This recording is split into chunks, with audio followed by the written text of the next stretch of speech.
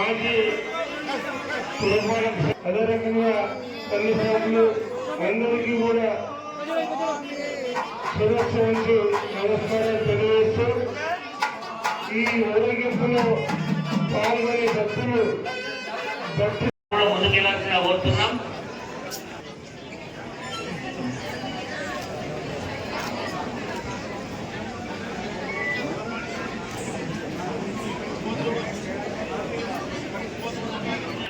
మరి అదేవిధంగా మన గురుస్వాములు ఒకరి పేరు చెప్తేనే ఇబ్బంది, అందరు గురుస్వాములు ఈరోజు ప్రతి సంవత్సరం లాగానే ఈ సంవత్సరం కూడా స్వర్ణాభరణాలు ఊరేగింపుగా శోభయమానంగా కన్నుల పండుగగా ఈ ఊరేగింపు ఆనవాయితీగా వస్తుంది. మరి ఎట్లయితే శబరిమలలో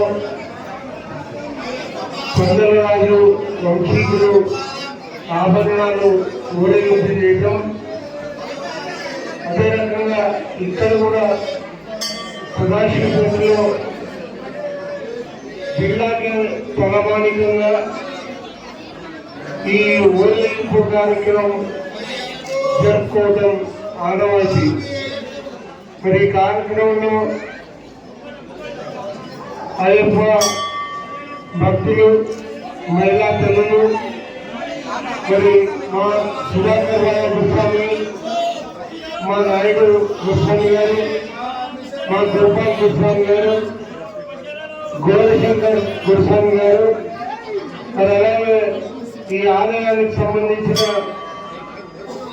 పూజారీలు శంకర్ పంతులు గారు, మోహన్ రావు పంతులు గారు, సంగారెడ్డి శాసనసభ్యులు చింత ప్రభాకరణ గారు, అయ్యప్ప ఆలయ అధ్యక్షుడు గురుస్వాములు శంకర్ స్వామి గారు, పెద్దలు సుధాకర్ స్వామి గారు, నాయుడు స్వామి గారు, గోపాల్ స్వామి గారు, చాలా మంది అయ్యప్ప భక్తులు మన సదాశివపేట పట్టణంలో ఈ జిల్లాలో చూసుకుంటే ఒక నిష్ఠగా చేస్తున్నారంటే సదాశివపేట పట్టణం అంటే చెప్పక తప్పదు.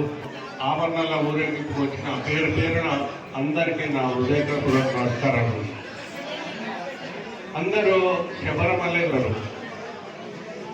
మరి అటువంటిది చూడలేనటువంటి వ్యక్తులు కూడా మన సదాశివపేట పట్టణంలో ఊరేగింపు కానీ, అయ్యప్పల పడి పూజ కానీ, అయ్యప్ప పూజలు చేస్తున్న ఈ ఎలా చక్కటి కార్యక్రమాలు సోషల్ సర్వీస్ కింద చేయడము నేను ఆదాయ కమిటీకి ప్రత్యేకంగా వారికి కృతజ్ఞతలు తెలుపుతున్నాను. మరి ఇంత చక్కటి కార్యక్రమాలు మరి మరి ఇంత నిష్టంగా చేయించడానికి వాళ్ళకి సహకరించి చెప్పడము చేయడము చాలా వాళ్ళకి ఎంత చెప్పినా తక్కువనే అని నేను అనుకుంటున్నాను. నిజంగా చెప్తున్నాను. ఇక్కడ కొన్ని పూజలకు వెళ్ళినప్పుడు నిజంగా శబరిమలలో గుళ్ళో దర్శనం చేసుకున్నట్టుగా నాకు అనిపిస్తుంది సదాశివపేట పట్టణం ఆలయంలో. మరి వీరికి పెద్దలు సుధాకరణ గారు కానీ, శంకర్ స్వామి గారిని, నాయుడు స్వామి వీళ్ళందరికీ పేరు పేరున నా పాదాభివందనలు. ఇంత మా అయ్యప్ప గురించి